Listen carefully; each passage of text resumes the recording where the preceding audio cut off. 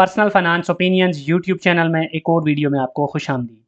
बाखबर investor कामयाब investor initiative के तहत वीकली बेसिस पे जो न्यूज़ राउंड अप की एक वीडियो इस चैनल के ऊपर अपलोड की जाती है, उस सिलसिले में इस वीडियो में 25 ता 29 सितंबर 2023 का जो हफ्ता था, इस हफ्ते में स्टॉक मार्केट से रिलेटेड जितनी भी इंपॉर्टेंट खबरें हैं, इंपॉर्टेंट अनाउंसमेंट्स हैं, उसके हवाले से डिस्कशन और उसके हवाले से इंपॉर्टेंट इन्फॉर्मेशन आपके साथ इस वीडियो में शेयर की जाएगी।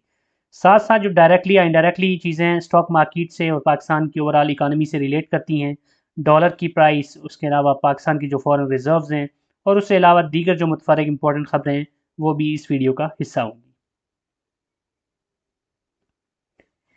जो पहली खबर है इसमें वो नेशनल रिफाइनरी एनआरएल के हवाले से है। नेशनल रिफाइनरी लिमिटेड ने ऐलान किया है कि कंपनी का जो हाइड्रोजन प्रोडक्शन प्लांट है, जिसको 3 जुलाई 2023 की अनाउंसमेंट के मुताबिक एक मेंटेनेंस की वजह से बंद किया गया था, अब उसको दोबारा से ऑपरेशनल कर दिया गया है। कंपनी ने हाई स्पीड डीजल की पैदावार और सप्लाई बहाल कर दी है, जो कि पाक 5 स्पेसिफिकेशंस के जो स्टैंडर्ड्स हैं उसके मुताबिक है। तो ये एक पॉजिटिव न्यूज़ है एनआरएल के हवाले से, क्योंकि जो इसका ये प्लांट बंद था, उसको दोबारा से ऑपरेशनल करने से डेफिनेटली जो इनकी प्रोडक्टिविटी है, इनकी एफिशिएंसी है और इनकी जो प्रॉफिटेबिलिटी है, उसके ऊपर एक पॉजिटिव इम्पैक्ट पड़ेगा। थोड़ी सी डिटेल्स यहाँ पे मज़ीद जो इंग्लिश में इसका जो एक स्नैपशॉट है मटेरियल इन्फॉर्मेशन के ज़ुमरे में जो अनाउंसमेंट है उसका आप देख सकते हैं उसमें कि with reference to our earlier communication dated July 3, 2023, whereby temporary shutdown of hydrogen production unit due to unscheduled maintenance was announced, we wish to inform that HPU has resumed normal operations and the company has successfully commenced the production and supply of high-speed diesel HSD compliant with Part 5 specifications. और ये जो specifications हैं वो euro 5 की जो specifications हैं उसके साथ बेस्ड हैं, और उसमें स्लाइड जो कस्टमाइजेशन रिक्वायर्ड होती है हमारी लोकल क्लाइमेट या कंडीशंस की वजह से वो की गई हैं। तो ये एक पॉजिटिव चीज़ है, और इसकी जो प्रोडक्शन है वो इसमें मज़ीद उन्होंने लिखा है कि it will increase the company HSD production by around 5 to 6% besides avoiding penalty and production of HSD below park 5 specification. तो बिलो पार्क 5 स्पेसिफिकेशन की अगर कोई भी प्रोडक्शन होती है तो उन पर पेनल्टी पड़ती है, लेकिन ये जो इनकी प्रोडक्शन है इस प्लांट से, ये पार्क 5 स्पेसिफिकेशन से कंप्लाइंट भी है, और ओवरऑल जो इनकी एचएसटी प्रोडक्शन है यानी हाई स्पीड डीजल की जो प्रोडक्शन है वो भी अराउंड 5 से 6% उसमें इजाफा होगा इसकी वजह से। This is a positive news for NRL. इसके बाद जो अगली खबर है वो oil and gas exploration sector की कंपनी ओजीडीसी के हवाले से है। ओजीडीसी लिमिटेड ने ऐलान किया कि कंपनी रेकोडेक मंसूबे के हवाले से एक खुद मुख्तार गैर मुल्की सरमायाकार कंपनी के साथ मुमकिन कारोबारी इंगेजमेंट के हवाले से कोशिशें कर रही है, और इस सिलसिले में ताउन के लिए पाकिस्तान मिनरल्स लिमिटेड के ज़रिए एडवाइज़र्स मुकर्रर किए गए।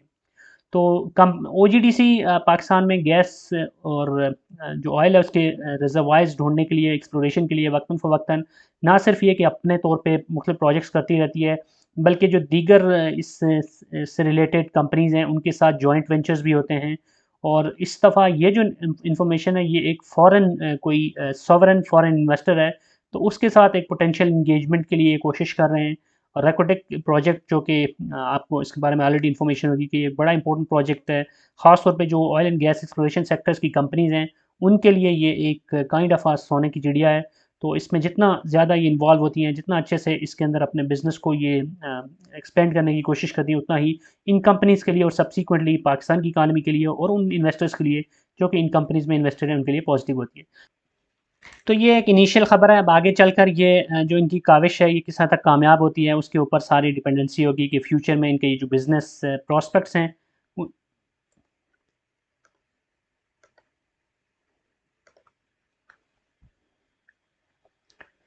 तो डेफिनेटली ये ख़बर इन फ्यूचर अगर इस कंपनी की जो भी इंगेजमेंट है इस फॉरेन सॉवरेन इन्वेस्टर के साथ अगर ये मैच्योर हो जाती है, सक्सेसफुल हो जाती है, तो ये एक पॉजिटिवली इम्पैक्ट कर सकती है ओजीडीसी के बिज़नेस को, एंड सब्सिक्वेंटली जो ओजीडीसी के इन्वेस्टर्स हैं, शेयर होल्डर्स हैं, उनको भी ये फ़ायदा दे सकती है। अब जो अगली खबर है वो फैसल बैंक के हवाले से है। पाकिस्तान में पिछले कुछ अरसे से जो एक्सचेंज कंपनीज़ के ऊपर जो एक गवर्नमेंट की जो एक एक्स्ट्रा नज़र है, और ख़ास तौर पे पाकिस्तान में डॉलर्स की होर्डिंग के हवाले से गवर्नमेंट ने ज़बरदस्त किस्म के स्टेप्स उठाए हैं। तो उसकी वजह से एक्सचेंज कंपनीज़ की जो बिज़नेस है उसके बजाय जो मुख्तलिफ बैंक्स हैं वो अपने सेपरेट एक्सचेंज कंपनीज़ अपनी एक ज़ेली कंपनी की सूरत में बनाने के लिए मुख्तलिफ़ कंपनीज़ वक्तन फ़वक्तन अनाउंसमेंट्स कर रही हैं। इससे पहले Meezan bank limited, united bank, bank Al Habib भी ये अनाउंसमेंट कर चुके हैं और आज फैसल बैंक ने भी ये ऐलान किया है कि वो 1 अरब रुपए की जो इनिशियल कैपिटल है उसके साथ एक अपनी एक्सचेंज कंपनी बनाएगी और ये डेफ़िनेटली इसके लिए उन्हें स्टेट बैंक और जो दीगर फ़ाइनेंशियल इंस्टीट्यूट्स हैं जो इस सारे प्रोसेस का हिस्सा होते हैं, उनसे जो अप्रूवल है उसके बाद इसका क़याम अमल में आएगा। तो ये जो एक्सचेंज कंपनी होगी ये फैसल बैंक लिमिटेड की एक सब्सिडरी यानी एक ज़ेली कंपनी के तौर पे काम करेगी। तो ये एक पॉजिटिव खबर है फैसल बैंक के हवाले से कि ये एक दौड़ जो चल पड़ी है एक्सचेंज कंपनीज़ बनाने के हवाले से, जिसमें जितने भी बड़े बैंक्स हैं वो एक-एक करके अनाउंसमेंट्स कर रहे हैं। तो अब फैसल बैंक भी उसका हिस्सा बन गया और वैसे भी इस्लामिक बैंकिंग के हिसाब से देखा जाए तो मीज़ान बैंक के बाद फैसल बैंक बहुत एक प्रोएक्टिव तरीके से और स्ट्रॉन्ग अपनी प्रेज़ेंस के साथ और एक बड़ी एक एग्रेसिव किस्म की कैंपेन के साथ अपने बिज़नेस को एक्सपेंड कर रहा है। तो एक्सचेंज कंपनी बनाकर ये जो एक और लेग नज़र आ रही है जहाँ से मुख्तलिफ बैंक्स फ़ायदा उठा सकते हैं, तो उसमें फैसल बैंक भी अपना हिस्सा हासिल करने के लिए एक अच्छी एफ़र्ट कर रहा है। तो it's again a positive news. अब सारी अच्छी खबरें ही तो नहीं होंगी, बीच में कुछ ऐसी खबरें भी होती हैं डेफ़िनेटली जो कि निस्बतन एक नेगेटिव साइड पे जाती हैं। तो उसमें से एक खबर इंडस मोटर्स कंपनी लिमिटेड के हवाले से भी है कि इस कंपनी ने जो अपनी अवेलेबल ऑलरेडी मैन्युफैक्चर्ड व्हीकल्स की इन्वेंट्री है, उसको देखते हुए फ़ैसला किया है कि इसका जो प्लांट है वो 28 सितंबर से 9 अक्टूबर तक बंद रहेगा। अब इसमें उतना नेगेटिव नहीं है जितना पाक सुज़ुकी के हवाले से जो पिछले हफ़्ते मैंने खबर दी थी कि उनका जो प्लांट है वो जो पार्ट्स और जो उनको जो भी उसके लिए नेसेसरी इक्विपमेंट चाहिए होता है, उसकी अदम दस्तयाबी की वजह से पाक सुज़ुकी ने अपना प्लांट बंद किया था। लेकिन इंडस मोटर की बात की जाए, तो इनका जो प्लांट बंद हो रहा है, वो एक डिफरेंट रीज़न की वजह से हो रहा है कि इनके पास जो ऑलरेडी इन्वेंट्री है मैन्युफैक्चर्ड व्हीकल की, वो सफिशिएंट इनफ है। तो इससे पॉजिटिव चीज़ तो ये है कि इट मीन्स कि कंपनी का बिज़नेस तो एज़ यूजुअल ऑपरेशनल है और उनके पास ऑलरेडी गाड़ियाँ सफिशिएंटली रेडी हैं। लेकिन नेगेटिव इस साइड इसकी ये बनती है कि इससे ये भी पता चलता है कि शायद ओवरऑल जो गाड़ियों की डिमांड है उसके अंदर कमी है। इसकी वजह से इनको महसूस हुआ कि अगरचे कोई बड़ा दौरानिया नहीं है, टोटल 10-12 दिनों की बात है, लेकिन फिर भी इससे ये पता चलता है कि कंपनी को महसूस हो रहा है कि उनको जितनी वो कैपेसिटी है उनकी गाड़ियाँ बनाने की, उतनी ज़्यादा क्वांटिटी में गाड़ियों की सेल्स हो नहीं रही या उतनी डिमांड नहीं है। तो एक यहाँ पे नेगेटिविटी सिर्फ़ इतनी है कि डिमांड एंड सप्लाई में एक अदम तवाज़ुन यहाँ पे नज़र आ रहा है और उसका जो सबब है वो यही है कि मुल्क की जो ओवरऑल इकोनॉमिक कंडीशंस हैं, उसकी वजह से ज़ाहिर-सी बात है कि गाड़ियाँ जो हैं वो एक काइंड ऑफ लग्ज़री बनती जा रही हैं, बजाए एक नेसेसिटी के। तो उसकी वजह से जो डिमांड है उसमें कुछ कमी हमें नज़र आ रही है। अब जो अगली खबर है वो कैप्को के हवाले से है। कुछ न्यूज़ चैनल्स पे ये खबर चली थी कि कैप्को ने ₹77 के टैरिफ की नेपरा से डिमांड की है। लेकिन कैप्को ने फिर ये एक क्लैरिफ़िकेशन दी है कि कैप्को ने जो नेपरा से जो मुख्तलिफ एनर्जी ब्लॉक्स हैं जिसमें डिवीज़न की हुई है एनर्जी ब्लॉक्स में, उसके हवाले से जो इन्होंने डिमांड की है टैरिफ की वो ₹77 की नहीं है, बल्कि ₹28.80 और ₹36.81 के बीच में जो डिफरेंट टैरिफ प्लान्स हैं उनके हवाले से इसने डिमांड की है और कैपेसिटी चार्जेस भी इसमें इंक्लूसिव है। तो अब डिटेल्स में इसमें ये लिखा है इन्होंने कि Kapco has 10 gas turbines with different technologies and different thermal efficiency spread in different energy blocks. तो जो एनर्जी ब्लॉक्स इन्होंने बनाए ये डिफरेंट जो उनकी एफिशिएंसी लेवल्स हैं उसकी बेसिस पे हैं और गैस टर्बाइन जो उनकी जो टेक्नोलॉजीज है उसकी बेसिस पे इन्होंने उसको सेग्रीगेट या क्लासीफाई किया हुआ है। तो Kapco's power plant is the only one in Pakistan which has tri fuel capacity, जो कि एक पॉजिटिव चीज़ है और ये लो सल्फर फर्नेस ऑयल के साथ साथ गैस और हाई स्पीड डीजल यानी ये तीनों जो ऑप्शंस हैं उनके साथ इसके जो टर्बाइन्स हैं वो चल सकती हैं। Hence, Capco's tariff petition filed before NEPRA is based on different set of assumptions, including fuel prices, technology of machines, and thermal efficiencies of the respective energy blocks. तो उसके बारे में फिर उन्होंने लिखा है कि न्यूज़ आइटम जो कि सर्कुलेट हुई है मीडिया के ऊपर उसमें गलत इन्फॉर्मेशन दी गई, मिसकोट किया गया कि ₹77 का टैरिफ इन्होंने डिमांड किया है। ऐसा कुछ नहीं है, बल्कि इन्होंने ₹28.80 और ₹36.81 के बीच-बीच में मुख्तलिफ बेस्ड ऑन डिफरेंट जो इनके एनर्जी ब्लॉक्स बनते हैं, उसके हवाले से डिमांड की है। तो इस खबर को पॉज़िटिव या नेगेटिव किस सेंस में लिया जाए, मैं इसको इस लिहाज से पॉज़िटिव कहता हूँ कि चूँकि कैप्को का प्लांट बंद पड़ा है, तो अगर ये टैरिफ के हवाले से इनकी जो डिमांड है, वो एक रीज़नेबल डिमांड होती है और नेपरा अगर उसको अप्रूव कर लेता है, एक्सेप्ट कर लेता है, तो इसका मतलब ये होगा कि फिर इनका प्लांट चल पड़ेगा और अगर इनका प्लांट चल पड़ता है, तो वो एक पॉज़िटिव खबर होगी इस कंपनी के लिए और इस कंपनी के इन्वेस्टर्स के लिए। अब अगली खबर फिर से एनआरएल के हवाले से है। नेशनल रिफाइनरी लिमिटेड ने ऐलान किया कि कंपनी ने बहरी जहाज़ जो होते हैं उसमें इस्तेमाल होने वाला एक इन्वायरमेंट फ्रेंडली बंकर ऑयल है, उसकी प्रोडक्शन और सप्लाई शुरू कर दी है। तो डिटेल्स इस तरह से हैं कि National Refinery Limited is please to announce the production and supply of very low sulphur furnace oil VLSFO, also known as bunker fuel, after necessary change include mix and adjustment in production process. VLSFO is a premium product and environment friendly fuel compulsory for all sea vessels under international maritime. तो जो सी vessels यानी बहरी जहाज़ हैं उसके लिए use होता है और ये उन स्टैंडर्ड्स को फॉलो करता है जो इंटरनेशनल मैरीटाइम की तरफ से रिकमेंडेड है। और due to limited availability its demand is stable. The supply of VLSFO shall assist in maintaining sustainable refinery operation independent of seasonal factor. तो ये एक ऐसी चीज़ है जो कि सीजनल नहीं है बल्कि इंडिपेंडेंट ऑफ सीजनल फैक्टर है, क्योंकि इसकी जो डिमांड है वो थ्रू आउट रहती है। तो it's a positive thing again. तो नेशनल रिफाइनरी के हवाले से दो खबरें हैं, दोनों पॉजिटिव हैं आज की इस वीडियो के अंदर। अब कुछ दीगर इंपॉर्टेंट मुतफ़र्रिक़ खबरें हैं उनको भी हम डिस्कस कर लेते हैं, जिसमें पहली खबर ये है कि आलमी मार्केट में जो तेल है उसकी कीमत में इजाफा हो गया है और 11 माह की बुलंद तरीन जो सतह है उसके ऊपर प्राइस पहुंच गई है। तो ब्रेंट क्रूड ऑयल जो है उसकी जो प्राइस है वो $96 को भी क्रॉस कर गई थी और फिर कुछ नीचे आई है 93 94 पे। लेकिन कुछ जो एक्सपर्ट्स हैं उनके मुताबिक ये 100 को भी जल्द क्रॉस कर सकती है। तो ये कोई अच्छी खबर नहीं है, क्योंकि पाकिस्तान में एक तरफ तो डॉलर की प्राइस नीचे आई है विच इज़ पॉजिटिव और लोगों की एक्सपेक्टेशंस ये हैं और ये इस तरह के र्यूमर्स भी हैं। आज इस वक्त मैं जब वीडियो बना रहा हूँ ये 30 तारीख है, लेकिन आज रात को जो ऑयल प्राइसेस हैं उसके हवाले से खबरें ये थी, कुछ गर्दिश कर रही कि ऑयल की पाकिस्तान में तेल की कीमतों में कमी आ सकती है। लेकिन ओगरा ने 2 दिन पहले इस हवाले से जो र्यूमर्स हैं उनकी तरदीद की और कहा कि इस हवाले से जो भी फैसला है वो डॉलर की कीमत के साथ साथ जो आलमी मार्केट में तेल की कीमत है जो कि मुसलसल बढ़ रही है उसको भी मद्देनज़र रखकर किया जाएगा और ये फैसला वक्त आने पर यानी कि आज की डेट में होगा।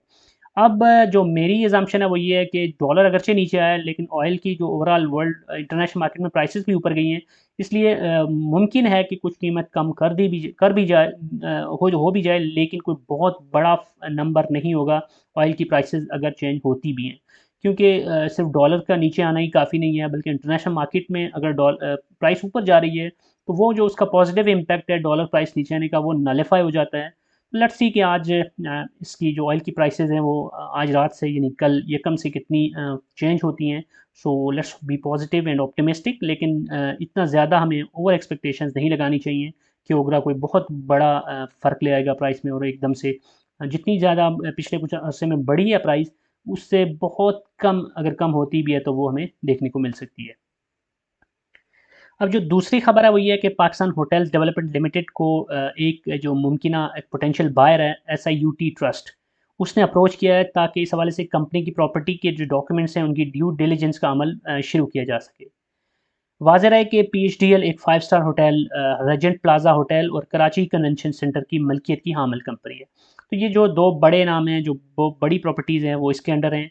तो अब SIUT ट्रस्ट अगर इसको ख़रीदने में इंटरेस्ट ले रहा है तो ये एक पॉजिटिव ख़बर है। और पिछले कुछ अर्से में हमने देखा कि PHDL के शेयर की प्राइस में बहुत बड़े बड़े छक्के लग रहे हैं, मुसलसल ही अपर लॉक हो रहा है। तो उसकी ऑब्वियसली रीज़न यही थी और यही है, क्योंकि डिविडेंड के हवाले से देखा जाए तो उसने कोई अच्छा डिविडेंड नहीं दिया, इसलिए जो यही खबर है यही एक बड़ा फैक्टर है जिसकी वजह से इसकी प्राइस पिछले कुछ अर्से से मुसलसल ऊपर जा रही है।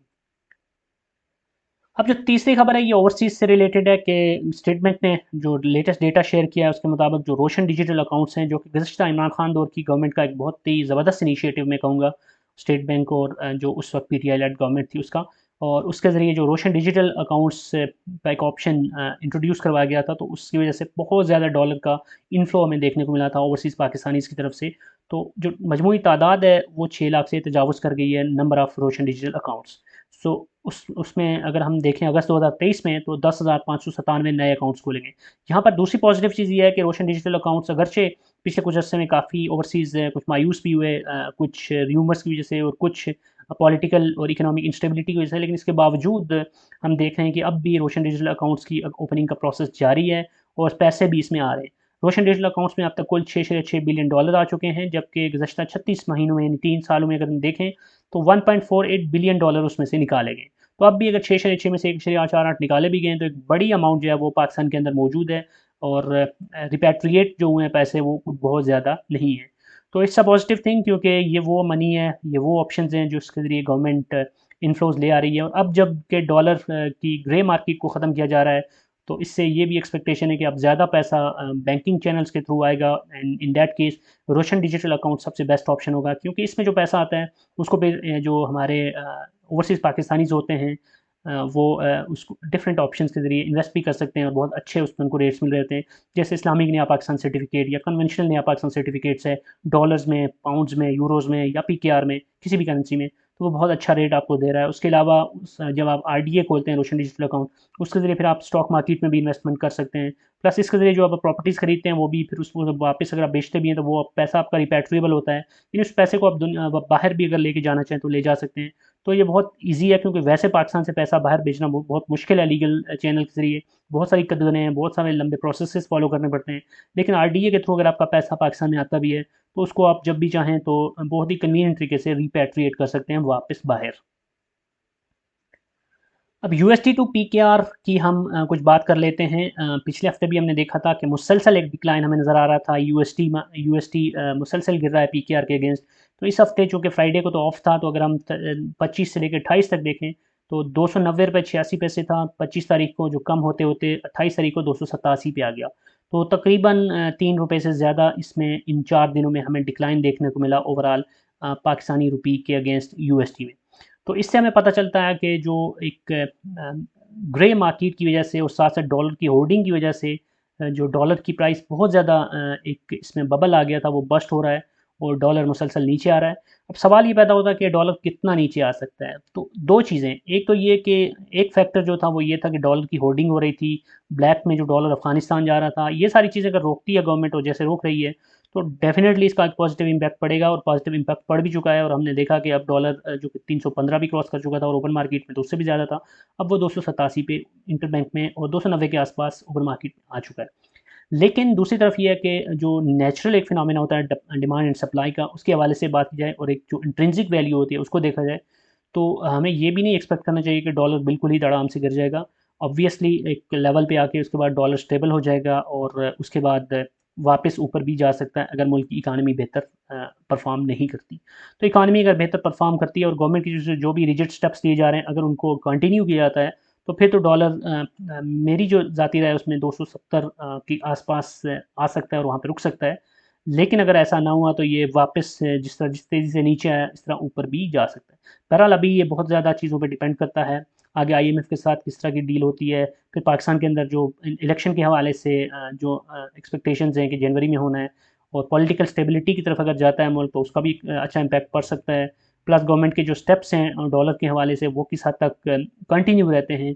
अगर वो सारी चीज़ें होती हैं तो फिर तो डॉलर कंट्रोल में रहेगा। अदरवाइज़ ये वो चीज़ है जो कि जितनी तेज़ी से नीचे आ रही है, ये हाथों से इनके दोबारा निकल भी सकती है। तो बहरहाल let's be positive and let's be optimistic कि गवर्नमेंट बेहतर तरीके से इस चीज़ को मैनेज कर पाएगी। अब अगर हम रिजर्व्स की बात करें पाकिस्तान की जो फॉरेन रिजर्व्स हैं, तो 1 सितंबर को अगर आप देखें तो 13.13 बिलियन डॉलर पे थे। और उसके बाद 8 सितंबर का जो डेटा है उसमें ये कम होकर 13.08 पे आ गए थे। लेकिन 15 सितंबर को यानी वीकली बेसिस पे जो इनका डेटा आता है तो 15 सितंबर के मुताबिक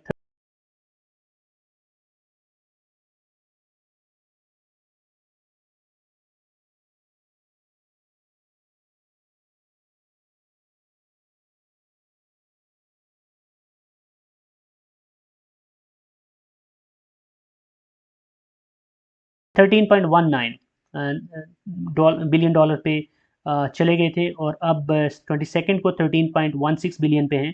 तो 0.03 बिलियन का एक डिक्लाइन हमें देखने को मिला 15 सितंबर और 22 सितंबर के बीच।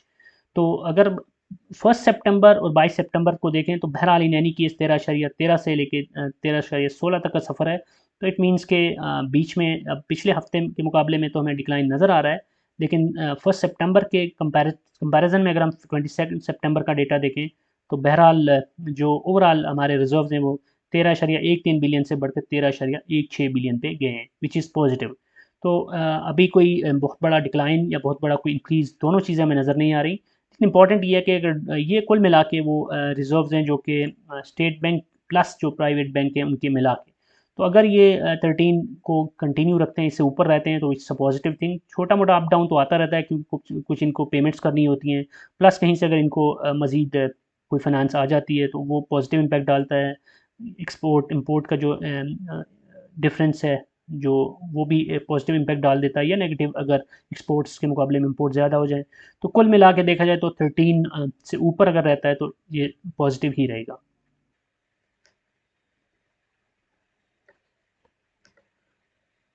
अब हम कुछ बात कर लेते हैं KSE 100 इंडेक्स की इस वीक की परफॉर्मेंस की। तो अगर आप यहाँ पर देखें तो 25 सितंबर से 28 सितंबर तक जो चार यहाँ पे हमारे वर्किंग डेज थे इस हफ्ते के, उसमें तीन कैंडल्स जो हैं वो रेड बनी हैं।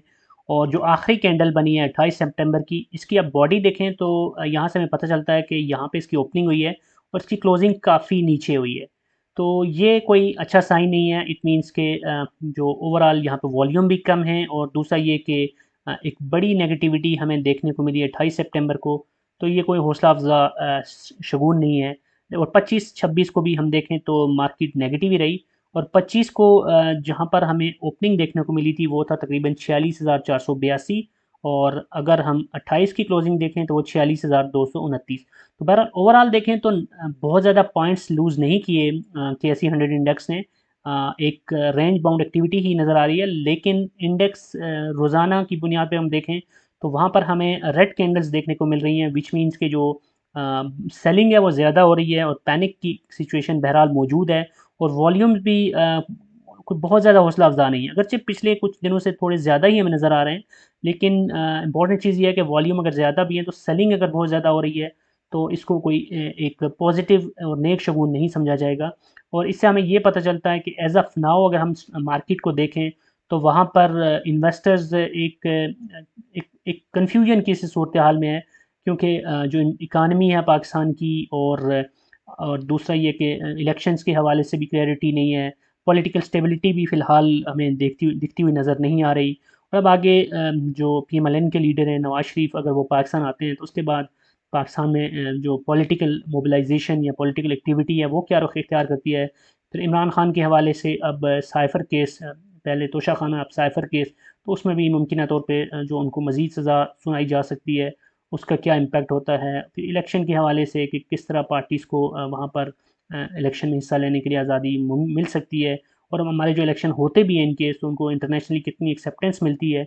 बहुत सारी चीज़ों के ऊपर डिपेंड करेगा। तो मार्केट इन सारी चीज़ों को का इम्पैक्ट ले रही होती है, क्योंकि अगर पाकिस्तान में पॉलिटिकल स्टेबिलिटी नहीं आती और इलेक्शन एक फेयर प्रोसेस के थ्रू नहीं होते, तो हमारा जो मसला है वो ये है कि हमने IMF से भी पैसे लेने होते हैं, इंटरनेशनल जो कम्युनिटी है उससे भी, वर्ल्ड बैंक और बहुत सारे दीगर इदारों के साथ भी हमने अपने मरासम को ठीक रखना होता है। तो ये सारी चीज़ें इस चीज़ के ऊपर बहुत डिपेंड करती हैं कि मुल्क के अंदर पॉलिटिकली सिचुएशन क्या होती है, और फिर उसके बाद सब्सिक्वेंटली जो इकानमी की कंडीशन है वो देखी जाती है।